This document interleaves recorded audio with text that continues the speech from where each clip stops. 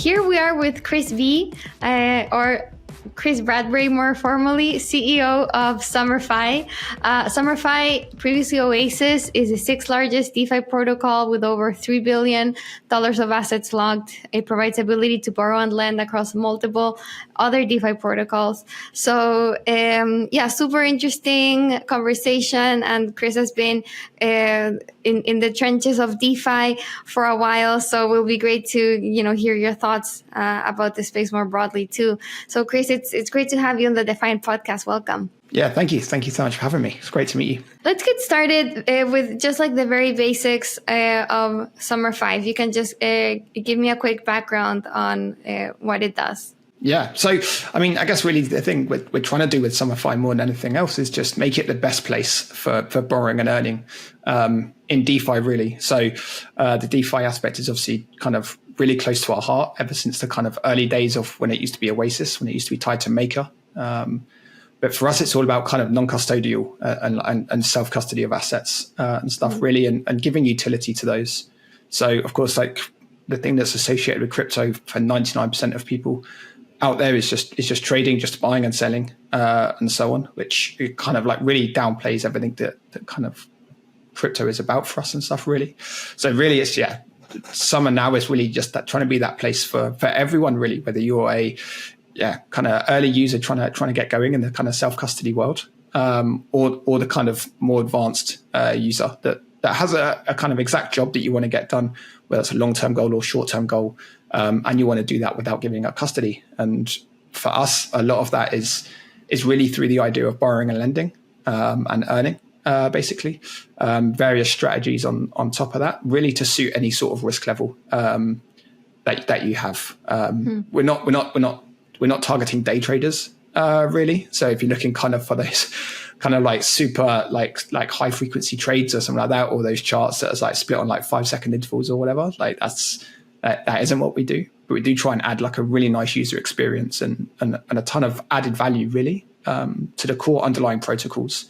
So you mentioned the previous name Oasis and the connection with Maker. Can you go a bit into that, just to clarify the history behind Summer? Like, what's this connection with Maker? Why the name change? Yeah, certainly. Yeah. So originally it was oasis.app, and that Oasis brand came with us all the way since we launched oasis.app in 2019, like November 2019. When multi-collateral DAI launched with Maker, and oasis.app at that point was within the Maker Foundation.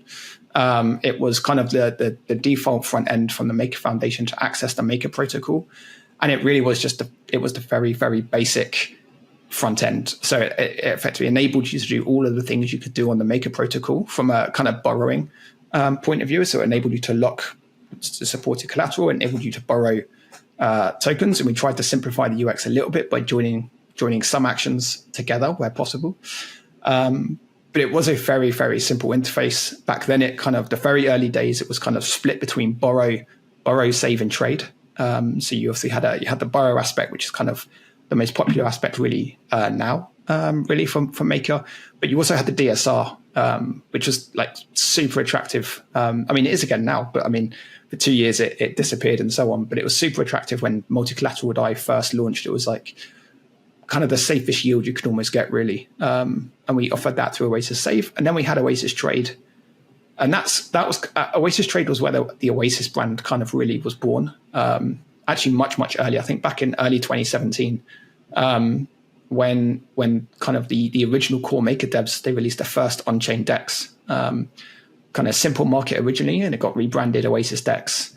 So that Oasis name had a lot of history and a lot of connection with Maker. And in 2019, when we were Maker were no longer hosting a front end on the MakerDAO domain, which was kind of as a first back then, we needed a brand name that was kind of known to people, but also trusted to people, because we were asking people to separate at times of millions of dollars of their assets.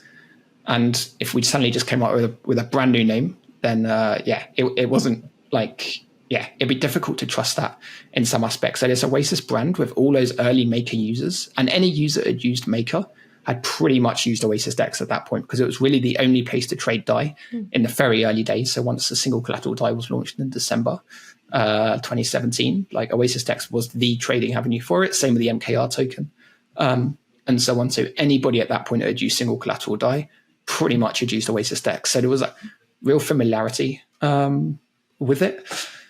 If we then fast forward to 2021, when the Maker Foundation was kind of winding down and dissolving, we took oasis.app out as a separate company, because it was full of centralized components basically that didn't really and couldn't really be handed over to a community.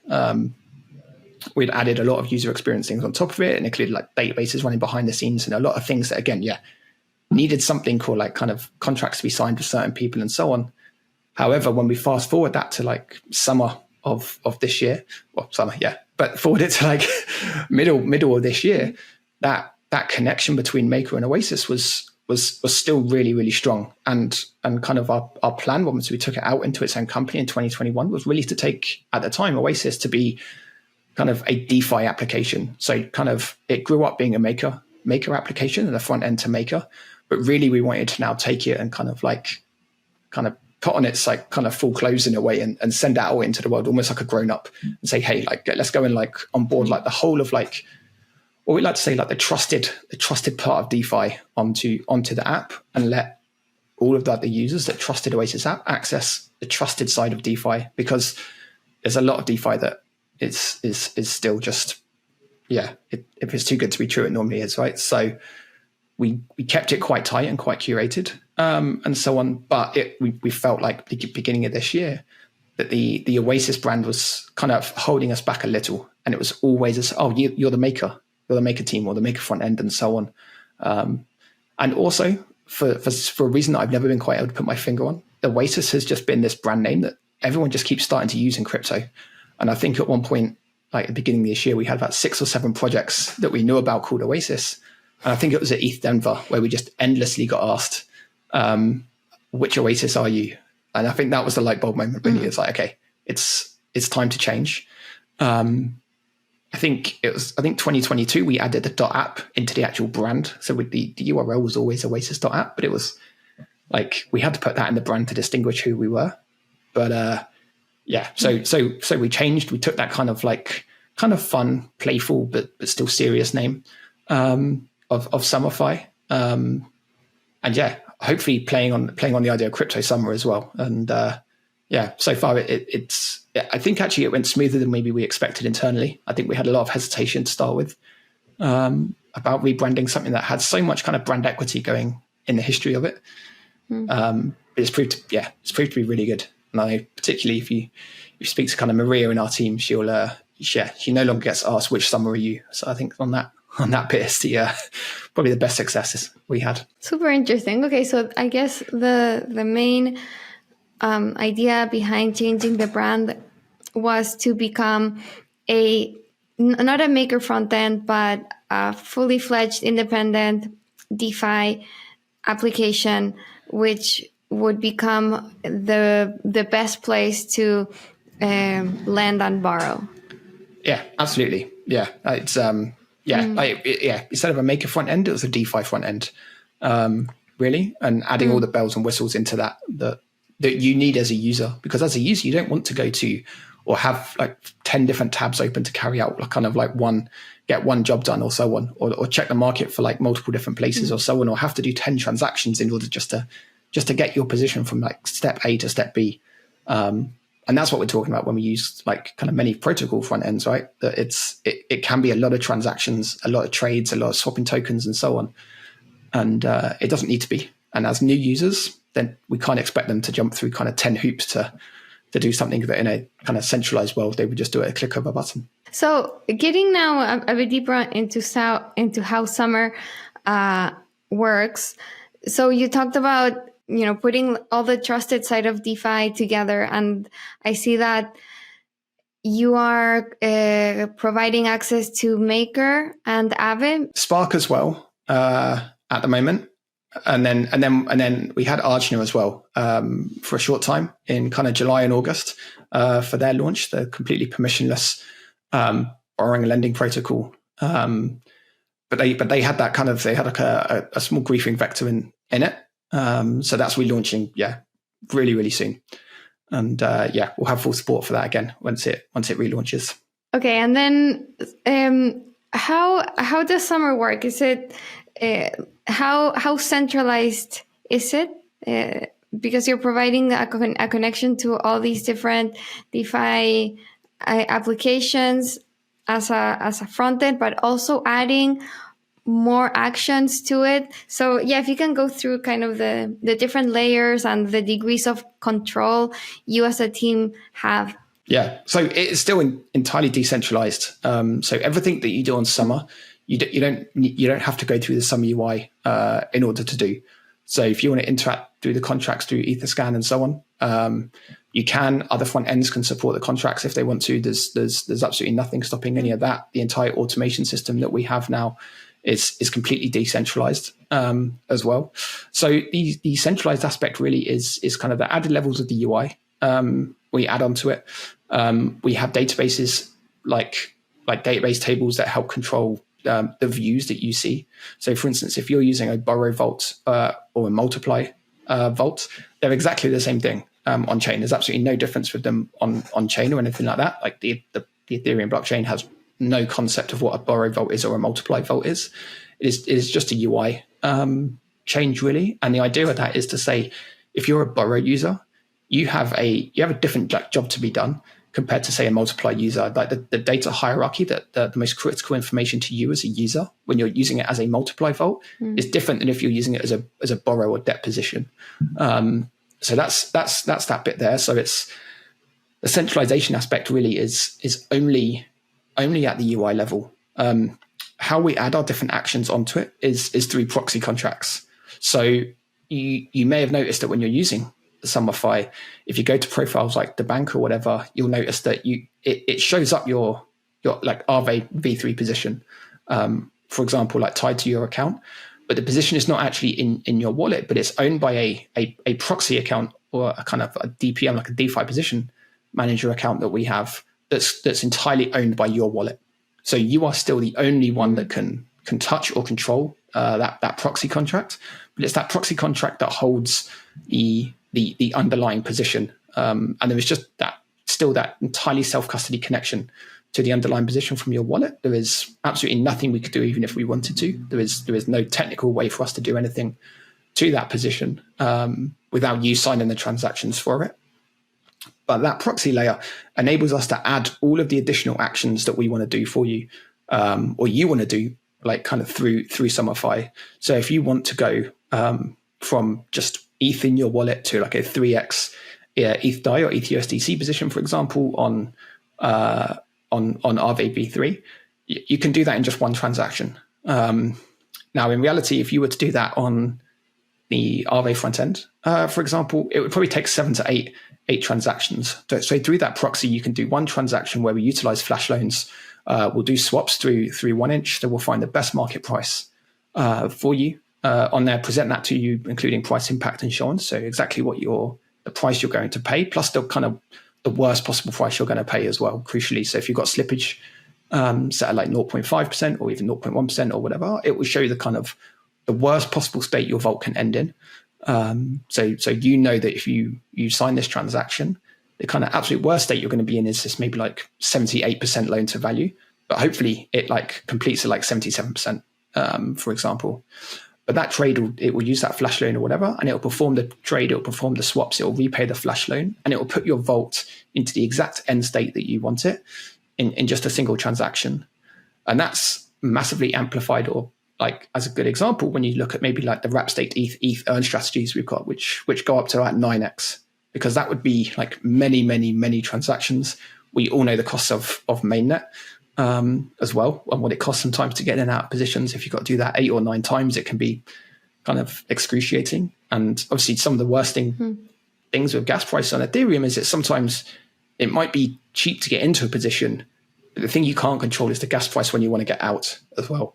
So it's all very well helping users get into these positions in one click, but crucially we allow every user to get out of their positions in one click as well. And we don't restrict that if to just multiply users. If you've kind of almost if you've used our like contracts to get into your position, like any position you have, you can just get out of it as well in one click, whether you used to multiply contracts before or not.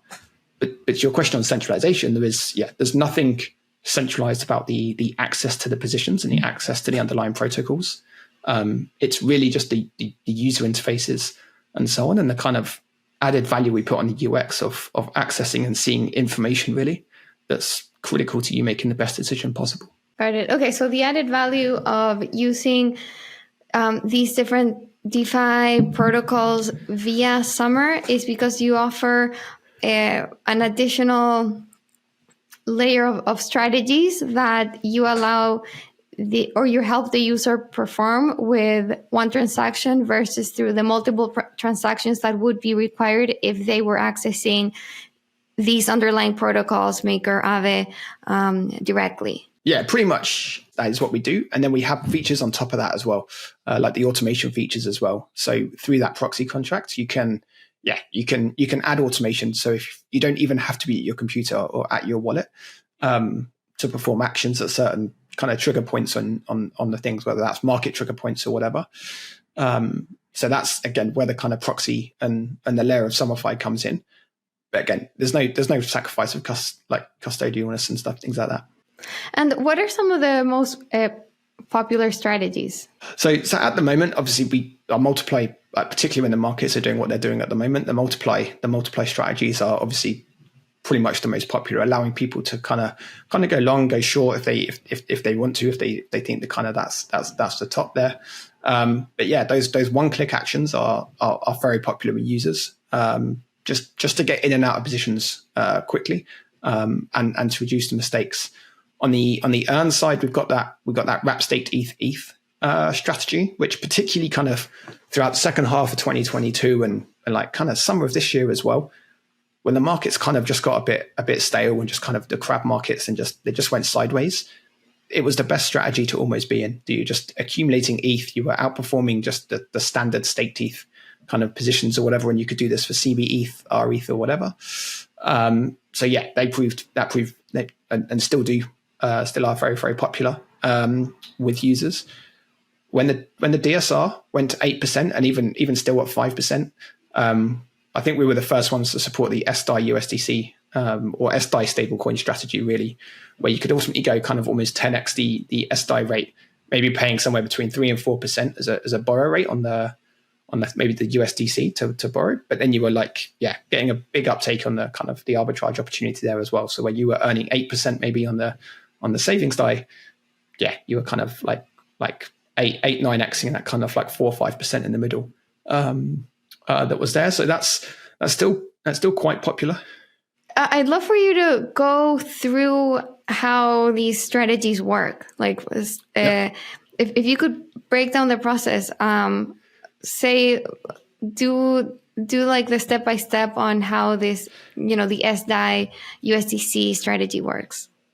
Yeah, so effectively, if savings DAI is yielding 8% for you, you can use that in collateral, like in Spark, in Aave. It was Arjuna we launched it on the first time. Sorry, is DAI you stake or like you deposit on Maker? Is that right? And you get that 8% benchmark. Yeah. So you deposit DAI into Maker, and there's two ways you can kind of do that. You can deposit it directly into a DSR. Without getting a token back, or you can choose to mint SDAI, the savings DAI token. So obviously minting the token gives you there's a tiny little bit of added smart contract risk there. So the really nice thing about DSR was no smart contract token risk you were taking on, but with SDAI you're getting the token, and because you're getting that token, you can then deploy it into other DeFi protocols, Aave, Spark, Arjuna, Compound, or whatever, whoever supports it. So how the strategy works is providing the borrow rate for USDC in this example is less than the DAO savings rate. So in this case, like when it first got increased, it was 8%. Today it's 5%. So let's use today's rate. So it's 5% today. So if the borrow rate for USDC is less than 5%, you can earn more doing this yield loop strategy. So let's say you can put it into one of those protocols, and you can kind of, almost for simplicity, let's say you can 10x it. So what you would effectively do there is if you were to put $1,000 of SDAI into the protocol, you could kind of simply like have changed that to $10,000 of savings DAI kind of deposited with say $9,000 of USDC debt. So you're paying kind of say, let's say 3% for an example. So you're maybe paying 3% to borrow that USDC, but you're earning 5% on the savings DAI. Now, when we 10x that up, we're effectively 10xing that 2% kind of difference between it in a way. So we're kind of earning like 20% at that point, at that 10x thing, in kind of simplistic ways, because none of the borrow rates are like static or anything like that. But on average, if those were the kind of things coming back, you'd be earning around 20% yield. Instead of just holding savings DAI at 5%, you're effectively 10xing whatever that kind of gap is ever so slightly. Plus, there is a little bit more because you're not borrowing the exact same amount as your collateral. You've always got that extra. So if you've got that like kind of 1,000 extra, then you're earning that 5% as well on the 1,000 extra as well. So that's how the yield loop strategies kind of work. So provided the borrow rate is always less than the rate that you are earning on the token, then you're going to be in profit in comparison to just holding the token. So it's the same with the wrap staked ETH one as well. So providing the yield rate on the wrap staked ETH, which fluctuates between kind of 3 and 3.6% roughly, and well, some days when the network's busy, kind of 8 or 9%, right? But provided the borrow rate for ETH kind of maintains less than the average, so let's say it stays at like less than 4%, you will always be making more than just holding the token. But you're taking on that kind of smart contract risk. So within that, you're taking on the smart contract risk of the underlying protocol. You're also potentially taking on trading risk as well. So with kind of staked ETH and so on, like you've obviously got the kind of the routes that Lido create as well, where you can kind of wrap ETH to staked ETH 1-for-1 and hopefully as well kind of close it as well. But sometimes you've got to be careful in such large positions because you can move the market a lot in price trying to maybe get out of these positions. Because if you think you're 10x, so if you're depositing $1 million of this of maybe DAI and you're 10xing it, it's a $10 million trade. And a $10 million trade has a much higher price impact than just $1 million trade. So there's kind of multiple levels of, like, sometimes it's easy to get in.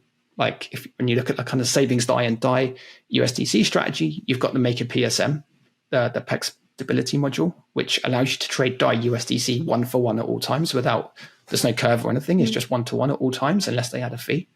But that helps you get in and out of these strategies without any trading loss at that point. But with the smart contract risk as well, there are always kind of added risks to take in. So that's kind of where the yield is coming from. Ether.fi is a non-custodial liquid staking protocol focused on providing the most secure path to maximizing rewards in the Ethereum staking ecosystem. Your ETH can be staked and then restaked to earn you the best rewards, all while maintaining composability for DeFi applications. Not your keys, not your coins. So, I mean, there's so many steps involved. It's so you deposit a token, whether it be SDAI or wrap staked ETH. Then with that collateral, you take out a loan in another token, which, the borrow rate should be lower than the earning or like the lending rate. And then I guess you have to trade that token you borrowed for the collateral again to deposit that same collateral again. Then you take out another loan, then you trade that for the collateral, and you do this in a loop. So, right, it's like there's a risk that, like any of the protocols that you're using, there's some smart contract failure. There's some risk in kind of the slippage when you're executing these trades. What else? I guess like maybe the risk that there's a depeg or like that you 100%. Get liquidated.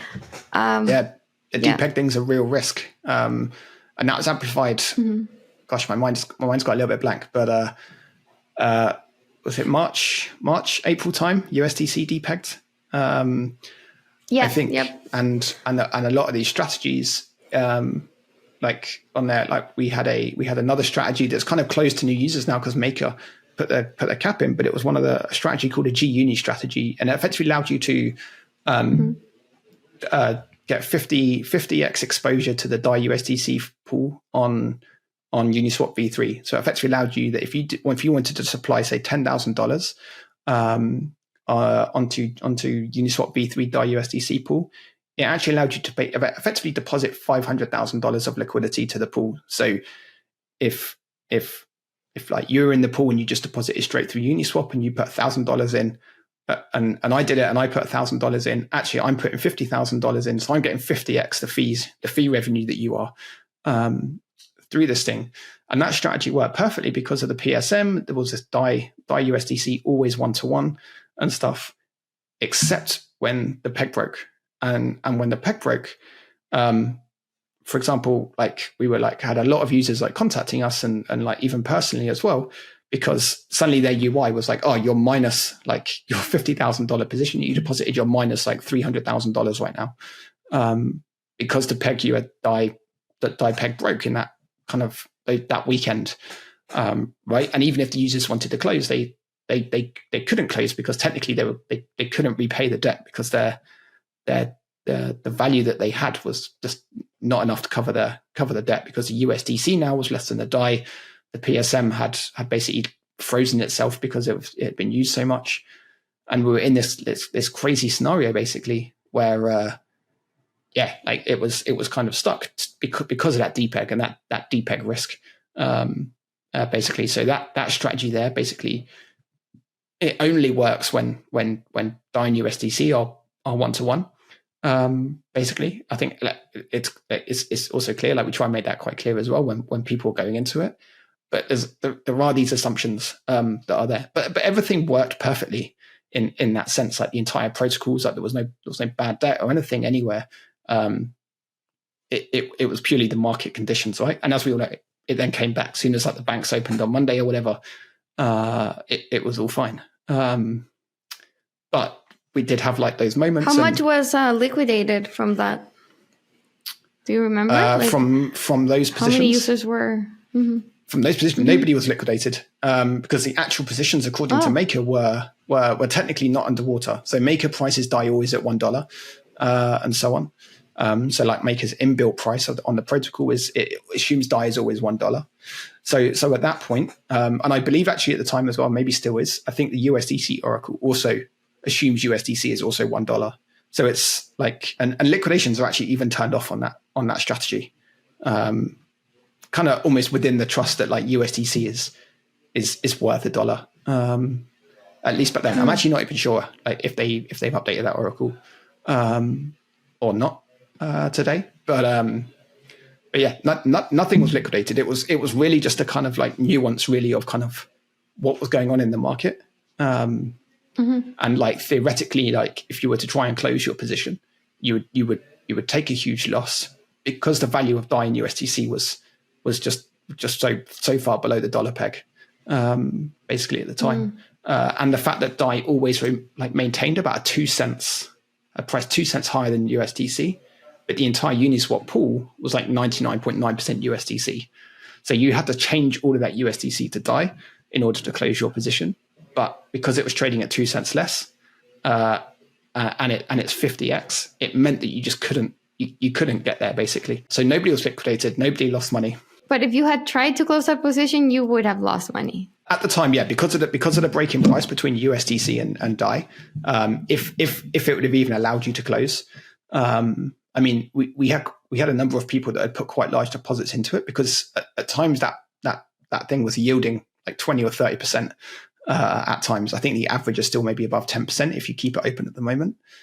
So yeah, people were worried about this huge sum of money, kind of at risk. And I think as well, a lot of people may be trying to arbitrage the USDC depeg rate as well, right? There was a big opportunity then if you believed that USDC was going to return to the dollar, you could buy the USDC easily at 90 cents. I like even on Coinbase or whatever, right? And in theory, it was a very quick 10% gain in kind of 48 hours. But you had the trust that the peg was gonna return, and like that, kind of like with that once it did return, the amount of trading that took place on the DAI USDC pool on Uniswap meant all those users that had this big exposure to the pool earned a lot of fees as well. Kind of a few days later, when it all kind of trickled through the oracles and so on, they had like noticeable jumps up in the value of their positions. What a wild time! Yeah, it was a crazy weekend. Like it actually feels like years ago, right? But crazy to think it's still this year at the moment. So I don't know. To me, like these looping strategies, definitely. I mean, it's a kind of thing like flash loans. It's a kind of thing that you only see in DeFi. Like you wouldn't be able to do this with this efficiency, like in one transaction in traditional finance. But here you're able to, automate this hugely complex transaction to multiply your capital, which is, on the one hand, great, but on the other hand, it does make me nervous. Like if I were to think about, okay, where's one place in DeFi that maybe we could see some sort of, black swan or something go off, or, some sort of, dominoes triggered. These are the kinds of things that you look out for, like when there's like multiple layers of risk and derivatives and all this stuff. So what are your thoughts there? Like, how do you manage that risk? Or do you think that's even a right appreciation? Maybe I don't know, overblowing it. So I think flash loans introduce a huge amount of risk into the industry and protocols, from the sense that almost any exploit now is undertaken through the use of flash loans, right? So if you want to exploit a protocol, you want to move the markets. Like when flash loans first came out, it introduced huge risk for protocols that had never considered flash loans before, or like the protocols were written and flash loans weren't a thing. So the idea of building in kind of like protection against flash loans, whether you kind of force it to be an extra block before you can perform a second action or whatever, it causes huge risk in that sense. However, to kind of counterbalance that, flash loans also help you when there is a black swan event. So if we think back to Black Thursday, kind of going kind of all the way back to like COVID times, March, I think 17th, 18th. Back then, one of the biggest issues that we saw with users, many that were still fairly new, probably to Ethereum and so on. And I think for the first time, people that were using Ethereum back then discovered the concept of nonces and so on within their self-custody wallet. But on that day, the amount of users that effectively got liquidated, ultimately because they locked their wallet, they were trying to trade. It was before 1559, so you had to like put the gas price in and so on, and you were like these gas price wars and so on back then, and people were submitting a transaction, like maybe gas was like 100 when they submitted the transaction. By the time they clicked the button, it had gone up to 150, then 200, then 300, and they were stuck. Like they couldn't do anything. I'm not even sure back then whether MetaMask had its speed up and cancel buttons. I think it might have been just before it, but even then in the early days, I don't think they worked. And I was effectively just like changed roles on that day to customer support at Maker, and we were just like throwing documents out into Rocket Chat back then of like trying to help people how to unlock your wallet, and it was just constantly like endlessly trying to help these people. And the reason so many of them got their wallet locked is because they needed to perform 6, 7, 8 trades to try and get out of the position, or close their position or save it. And you had to do approvals, and you have to then like reduce your debt, and maybe you pay back some debt, withdraw some collateral, go to Uniswap, try and convert that collateral back to like more DAI, have to do another approval if you don't want to like leave unlimited approvals on there and so on. So the risk of getting locked at that point is so high. As well, and trying to keep up with the gas prices, that flash loans, like if we'd have had, for instance, our closed positions on there, I think many more users would have been able to save their position, because you don't need to go and find like the money to save your position. You can just instantly press just one transaction, one click, effectively, boom, and you're done. So in the event of a black swan, some of these technologies that have quite a bad rep for obviously being the cause of a lot of the hacks and stuff. If you need to get out quickly, it's the best tool out there for getting out of a position quickly. Reducing the risk of like a fat finger bug or anything like that, or a fat finger trade. So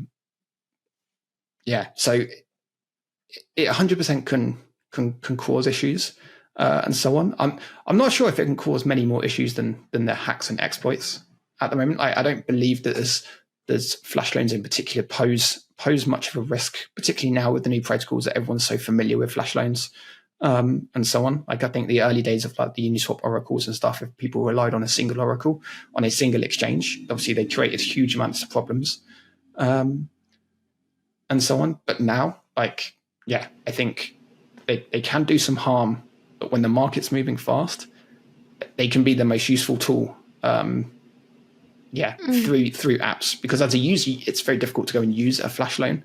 Like if you wanted to try and just do a flash loan yourself, like it's a fairly complex operation, right? Like you can't redo it through Etherscan or anything like that unless you've already deployed your proxy contracts and so on. But through tools like Summer.fi and so on, to be able to go out there in the worst possible market condition and just hit a button, hit close, and hopefully it closes. Like the only thing you've got to consider there is your acceptable slippage. So if the market's dropping, like you might just have to close it and put like 5 or 10% on slippage, just so you know you get out, because once that transaction has failed and you click the button again and done it, the market might be further down than 10% anyway. I think the biggest risk still is MEV bots and so on, right? Like the sandwich attacks and so on. So people that aren't super familiar with what they're doing, I think like they pose a much bigger risk to users, or like say like regulators testing products maybe, or something like that, right? Not really understanding or knowing what they're doing, just submitting a transaction and not knowing like how to configure that properly. And again, that's something we try and help with. Like different strategies have different defaults that allow you to go and change them and so on. But that's the biggest area you can get rugged. And we've seen users in like Twitter and stuff, right? Like all over the place, where they've accidentally, like they've put like a 80% slippage in because they don't probably know what they're really doing or understand the terminology, and then they get sandwich attacked, right? And they've had their thing traded, like sold all of their stuff for peanuts, basically. These sandwich attacks, I mean, there's a way to. I've seen some dexes include MEV protection as part of their contracts. Is that something that you do as well? Yeah. So through automation, we submit things to Flashbots through our automation things. So whenever there's an automation happening, because some of those trades, and again, you're effectively asking automated tools to try and make human instincts at times through there, and sometimes like and it's again better to sometimes have things closed than not closed in like an earlier transaction if the market is dropping. So we submit things to Flashbots on there. There is also you can use different RPCs now as well. I think was it CalSwap and people brought out the RPC node now that you can use like through MetaMask or whatever, that effectively gives you protection on that. But yeah, there are also trading platforms now that help you do it. Like CalSwap and so on is probably the most popular in that sense. I think 1inch infusion mode as well. They allow you to protect, like allow you to trade with that protection kind of built into their swap engine. Right. Basically, so there is ways.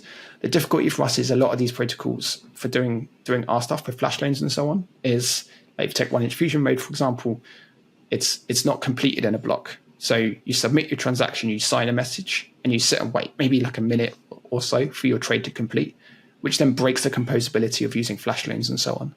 So there are ways. Obviously, Flashbots is great, but then you have to pay the miner bribe for that, right? To get it in. So it does increase the costs, and it kind of limits it for certain users. And when the market conditions are rough, that those bribes are shooting up in price, and it ends up at times becoming very, very costly. So at that point, you're kind of like, okay, do you want to?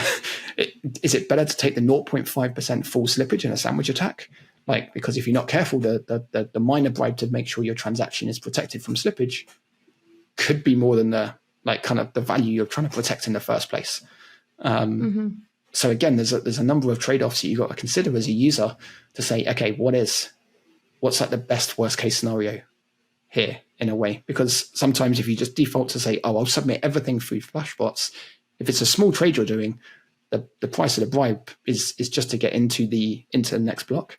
So you are not, it doesn't matter the size of your trade. So if you're doing a really big trade, it often makes a lot of sense. But if you're just a average user, most of the time it probably isn't going to make a huge amount of sense for you. So it's better to go and use other methods and so on. So interesting. I mean, this world of the dark forest of MEV is just fascinating. Everything that goes into it. Yeah. But what about, I agree with you that flash loans pose a risk, but they can also be a huge asset in terms of, market turmoil. Like it can be the thing that saves you as well. But what about all this leverage? Like we've seen how like the harm that over leverage has posed to traditional finance. Like that's been a cause of most financial crises. Do you think using all of these derivatives, so like wrapped staked ETH, that's like 2 layers of derivatives, and adding leverage to that, I mean, can that, does that pose some sort of maybe like systemic risk to DeFi if something goes wrong there? I think so. I mean, there was a time, wasn't there? I think it was November 22 when staked ETH started to lose its peg. When we were in that scenario where we were kind of over leveraging the wrapped staked ETH when staked ETH wasn't redeemable back to ETH, right? And it did create that time where we were technically locking up all of that a year ago. Yeah, that's again crazy to think about that, but there was a time where we were just locking loads and loads of ETH into staked ETH, sometimes a lot of it through these leverage strategies and so on, when it wasn't redeemable on the other side. So as soon as we potentially lost trust in the staked ETH token or just a concept of the staked ETH token, then it would have created huge risk to the industry, and it almost did, right? I think it was Instadapp back then that had the Instadapp Lite vault that was kind of primarily responsible on, I think, RVV2 back then for like the huge amount of leverage that was there, and I think they took like huge losses and had to bail out that strategy. I think at one point when the peg broke to like 92 or something. But when you compare it to the kind of traditional world, I don't know if it's that comparable in that sense, because I think the big key difference, and I think one of the big reasons why I particularly got involved in DeFi back in like 2018 and so on, is the transparency. And there's always that 100% backing. So it doesn't matter how leveraged almost anything is. Some kind of maybe tokens and protocols aside that are like kind of almost worthless tokens that are somehow backing a huge amount of value and so on. But there's everything is there backing it. It's completely transparent and so on. If you think back to like the turmoil last year, with like kind of like Luna Terra, then 3 Arrows Capital, then FTX, in kind of moving forward into November, like nothing went wrong in DeFi. Like DeFi just handled that like just another day of the week, almost like there hadn't really been a huge market drop. There was no bad debt really on any of the core DeFi platforms. And here we're talking about the tier one platforms, like the Aves, the makers, the compounds, and so on. Like they just dealt with it. Like everything worked exactly as designed, and it did that crucially because of the transparency in all of the systems. So when market participants were doing liquidations, like they knew that these tokens, like they knew what the value of them was. There was nothing like hidden in a kind of dark room somewhere or anything like that. The system, that transparency gives so much trust to a system that is ultimately trustless, right? But that transparency completely changes the game, I think, when you compare it to banks and mortgages and so on, and kind of like default rates and redemption rates and so on. There, like it feels more like kind of like chalk and cheese when you comparing those. So if you want to look at like what is the state of Maker and so on, there are some kind of like asterisks in a way to apply. So I think on like, is it the CRV token that's dominated by the CRV founder, right? That has that huge amount of debt, and there was huge concern a few months ago around like, does that put Aave, like the Aave markets at any risk and so on? Because the value of that token was almost propped up by this one guy, right? Like he could control kind of what happened to it in some senses. So was the value that like that backing, like was that loan fully collateralized and so on? Like technically, like it was according to like the oracles and the DEX prices and so on, but like would it be in market turmoil? Like I think is a big question, but yeah, but that's still just a fairly small drop in the pond, really. When you look at the size of DeFi and everything that DeFi has to offer there, and the risks that come with that leverage, I don't think are comparable really to the kind of centralized worlds. But I mean, even like you see like the Nexos and so on, right? Like we have no idea what they were doing behind the scenes and so on, right? And the Celsius and stuff. And like all we knew was there was no way you can be paying out like 12 or 13% on like DAI and USDC and ETH, like in a sustainable way. Like something fishy is going on here. And like it's just not possible. Like this, like, the Luna Terra thing, right? Like we all knew, like that was the only DeFi one I think that like technically was kind of like DeFi that blew up like that badly. I mean, there's a lot of others, right? But that was a really big one. But everybody like I would put in a respectable bucket personally on Twitter and so on was calling it out almost on day one. Like it doesn't work and stuff, right? But the biggest problem with all of these systems is, in my opinion, is just human greed. Like humans are greedy, right? Like they see like 20% or something on a thing, and there's nothing you can tell someone sometimes around like, here's the truth. And that's when systems break, when they just become entirely unsustainable, and so on. But yeah, Maker, Aave, Compound, and so on. Like if you look at last year, like what they went through, it was incredible to see like what happened and so on. And it was all caused by human fraud, right? There was nothing in the technological layer that broke last year. It was just fraud on a human level. Need funding for your blockchain idea? The Stellar Community Fund is funding projects with up to $100,000 in XLM per project to build on the Stellar network. To get started, head over to communityfund.stellar.org and make a submission. Those are all great points. I think it's great to remember how well DeFi weathered the crashes of last year. Luna, Terra, Three Arrows, FTX. And I think a great point that you made also is how, what most differentiates DeFi from TradFi in using derivatives and leverage is that everything is transparent, and that there is collateral, and that you can verify whether the collateral is there, and importantly, the quality of that collateral. So I think, while Terra Luna was DeFi, everyone could see that the thing backing UST was Luna. And so you could make, your own assumptions of whether that was, a legit collateral to have for a stable coin or not, like a made up token. And same thing with FTX, like the thing that was backing, quote unquote, these loans, quote unquote, that FTX was making to Alameda was the FTT token. So I think absolutely, like being able to see the quality of collateral on chain, being able to see, everything that's going on in a protocol, is what can protect DeFi from all these, black swan events, and allows DeFi to really take, these leverage positions, these loops, like all these like crazy strategies. And there's smart contract risk, but at least there's this other side that feels safer, or at least as safe as being able to understand what the risk is, which I think is what any trader needs in the end. Yeah. And then the self-custody nature of it, right? So many people, like completely innocent people that maybe weren't even taking on that leverage and so on, and like being part of it in FTX and so on.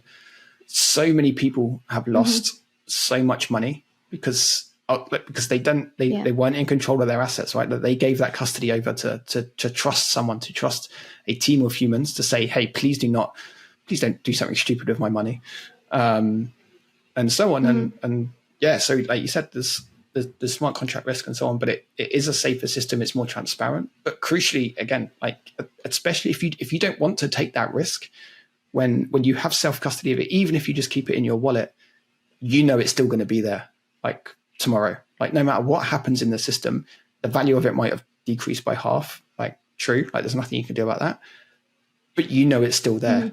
But there's millions and millions of people like around the world that had money in FTX that took on in their eyes probably no risk at all, because they didn't want the smart contract risk, and they put it into FTX or held it in FTX, or they just were buying crypto through FTX or whatever. Now potentially have lost everything. I mean, they may get it all back, right? Like depending on how it all goes and so on. But there's a chance and there's a risk that they won't get anything back. Of course, in Luna Terra, the only people that, well, apart from everyone else that lost money, like in the price drops and so on, like the majority of people that lost at that point were those that went chasing after that 20%, right? And they took on that economic risk effectively. But those users that are just holding their crypto in non-custodial wallets, and last year should have been the biggest advert ever for DeFi. Like DeFi non-custodial, like we couldn't pay for like bigger adverts basically. That, like the most truthful adverts, but unfortunately we all got brushed under the same rug where crypto is a fraud, crypto is risky, you shouldn't be using crypto. And I think like endless events last year, and particularly just more traditional financial events and so on, like just trying to get that message across that it was like crypto as a technology didn't fail. Like the technology side of crypto last year absolutely shone brighter than it ever could have done. But everybody outside of crypto just brushes it under that same rug, and it's the uphill battle that we've got around that kind of non-custodial, kind of self-custody kind of battle, really. Exactly. Yeah, and in the end, like those founders, or like the people leading those like CeFi. That CeFi side of crypto, what they did was just outright, good old fashioned fraud. Like it had nothing to do with the underlying technology itself. But, because they were crypto companies, just crypto itself, the technology got a bad reputation, which, it's a real shame. What do you think in terms of like the mainstream user, how to get them to care about something being non-custodial, about having a protocol be decentralized and everything be on chain, like you said, like if events last year didn't do it, then what will? I mean, you as CEO of Summer,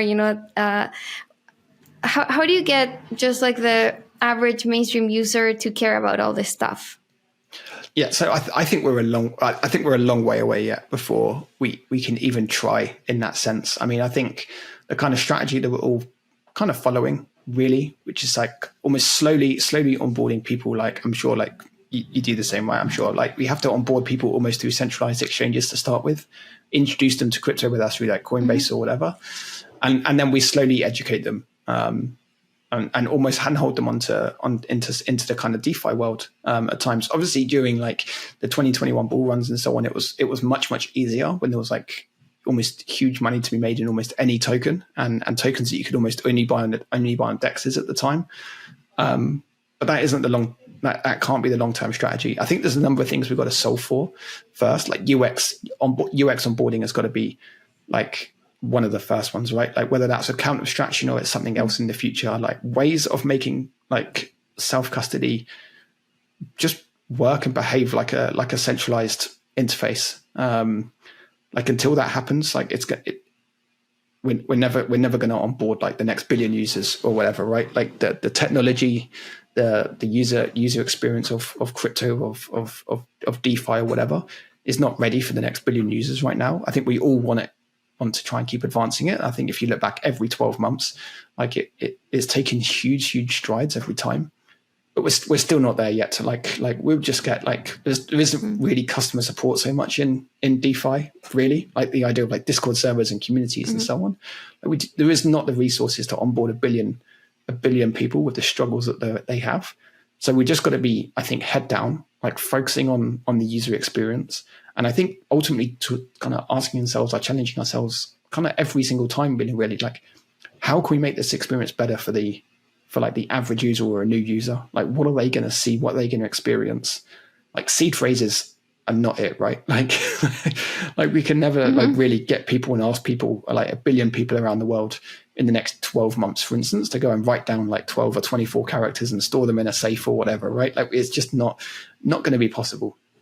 So it needs to look and feel like you're just using another app on your phone in a sense. And I think we're maybe getting closer. Like obviously Coinbase with the base layer 2, like somehow like building that, connecting that more and more into the Coinbase experience and the Coinbase like app and the Coinbase wallet and so on.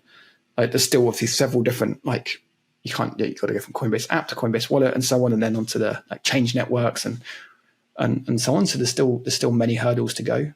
But I think we've just got to keep improving it until as a user you don't even know using it. Like I strongly believe that crypto, like in maybe 10 years time, will be an extremely widely adopted thing around the world. Like, but the crucial bit of that is almost everyone, like all of our friends out, like just kind of in normal street in a sense, like they'll be using crypto, but they won't even probably know that they're using crypto and so on.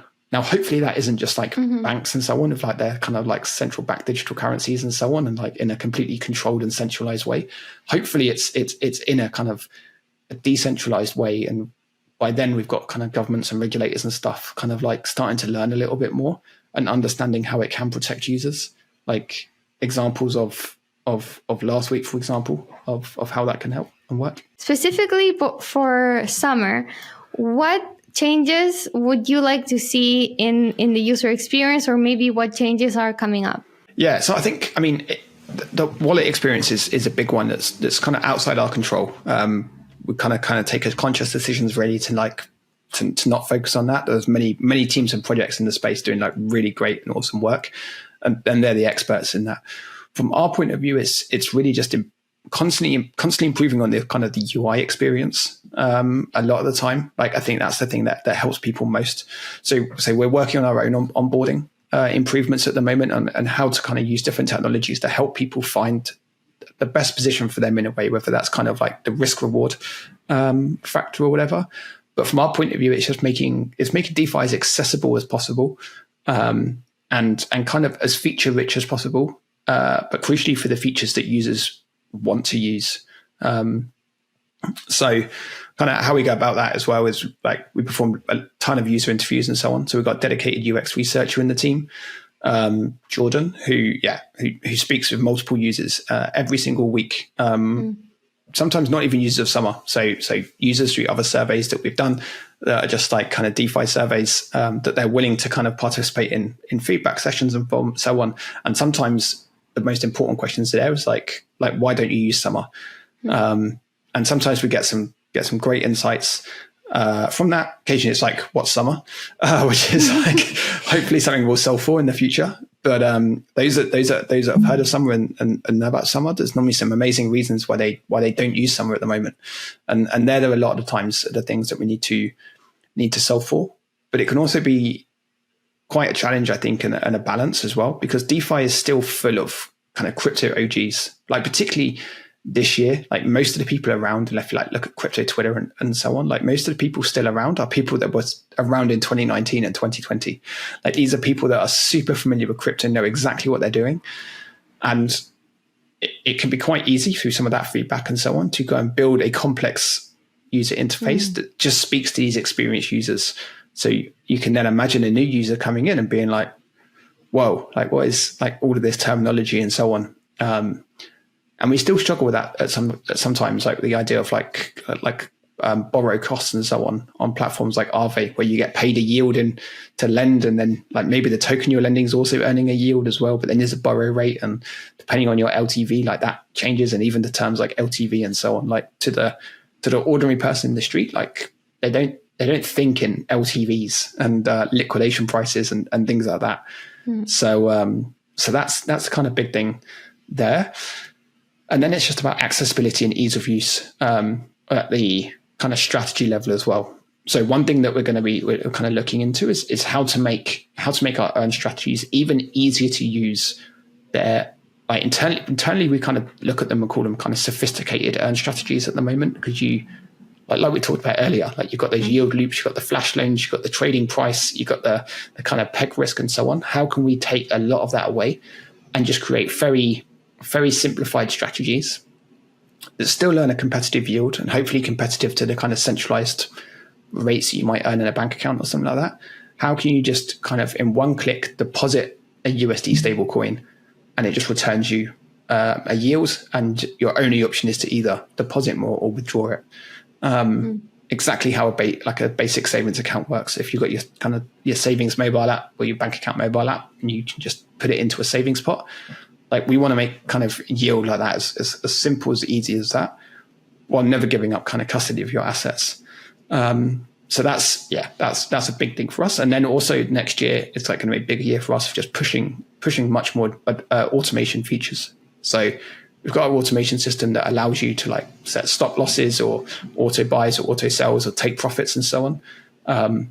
But we've got some really nice kind of new automation strategies kind of prepped for next year that we're like going to be really excited about releasing as well. And hopefully some more advanced ones as well that like kind of like buy the dip strategies and so on, which will hopefully help users take advantage. So as soon as the market dips, it helps them maybe try and buy that for them, because we know there's so many users out there that try and do it manually, often time it poorly. So just try and, like, again, for those kind of sophisticated users, help them and build tools for them that again, I think I said at the beginning, help them get the job done in the easiest way possible, and so you don't have to be at your computer 24/7, because we know like crypto people love being at the computer like any waking hour, right? And like that's like if we can hopefully change that a little bit as well, then I think we'll have like kind of done our job a bit better. And you're going to see more protocols popping up on Summer throughout next year as well.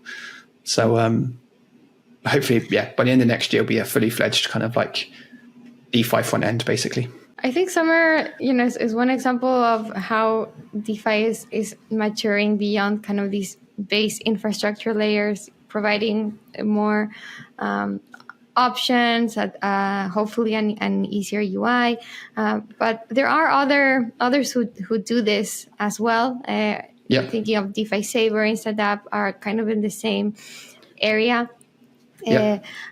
How do you compare with them? Like, what's your differentiation? At a product level, we do all very, very, very similar things. As you pointed out, I think in some aspects, like they're not competitors or anything like that. In some aspects, right? Like we're all fighting the same battle to try and like onboard as many people as possible to DeFi and so on. We've at Summer, like we've like when we're Oasis and so on, like we always pride ourselves of kind of being a kind of UI UX first. So I like to think that at Summer, like we have like the cleanest UI, like the simplest UI. Like if you want to go and get the job done, and so on, like the easiest place to do that, like is Summer, is what we hope. And the UI has always been the focus of a lot of our stuff. It is quite minimalist in places. Like I think if you go to Instant App and DeFi Saver and so on, there's like potentially like a ton more information and so on available, but we've tried to abstract that away around like as much as possible. And we think that's what will help newer users coming in. Again, like not the kind of all of the jargon that comes with like kind of DeFi more generally, but trying to simplify it, but not simplify the experience so it dumbs it down so much to a user that wants to like do something with like several $100,000 or whatever. So yeah, I mean, at a product level, like we're all DeFi front ends. We're all completely non-custodial, and so on. I think really the difference is just the approach we go about the kind of the user interface within that. And then, I'd like to think that we've got like we've also taken some learnings from them both. So they kind of both had a head start when we were within the Maker Foundation. Our hands were tied. Like we were not allowed to like do any of the kind of bells and whistles. The whole time we were there, we were allowed very simple transactions. You weren't allowed to use flash loans. You weren't allowed to add like dexes and stuff to the transactions behind the scenes. But what it meant was we kind of built almost this huge library of user research. And once we split out, we knew exactly what we needed to do. So even on parts of automation, for example, where like the auto sells or the auto buys, you can set like your auto sell down to a certain price. So you can say like, okay, I keep selling my ETH until it hits like 1,800 and then stop loss me. For example, because we know from the past where like users have like, particularly like post 21 and into 22, users have just like auto sold their way, like just down and down and down and down and down. And you look back and you like, wow, like where did all my like ETH go? And we've kind of heard some of these stories and so on. So we want to build it in such a way that like, yeah, it isn't necessarily good for us because effectively we're kicking people out of our product if we're protecting their assets. But it's like, it's those users that will come back and so on kind of later down the line. So they're DeFi front end competitors in that sense, but in the kind of wider goal, wider like kind of thing that we're all aiming for. Like we're all waving the same flag of for DeFi, like self-custody of assets and so on. So when we're going up against the Celsius and Nexos and so on, we're all on the same page in that sense. Makes sense. Yeah. It's this interesting tension for DeFi front end where, you know, people, as you mentioned, people who are in DeFi right now are crypto natives. Like they know what they're doing. They're super sophisticated traders. So you have to build for them. Like they're the ones who are bringing in the money right now. So there's this tension, right? Between, you know, building for people who are already here, crypto OGs, and building for the 1 billion people who we want to bring in who have no idea what any of this is.